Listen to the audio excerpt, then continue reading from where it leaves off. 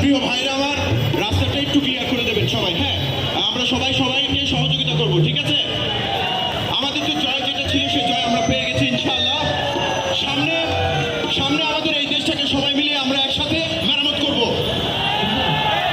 আর একটা খুশির খবর আছে, কিছুক্ষণ আগে জুনায়েদ আহমেদ পলক এয়ারপোর্ট থেকে গ্রেপ্তার হয়েছে সেনাবাহিনীর হাতে। আর ভাতের হোটেলের মালিক কিন্তু চলে সবাই।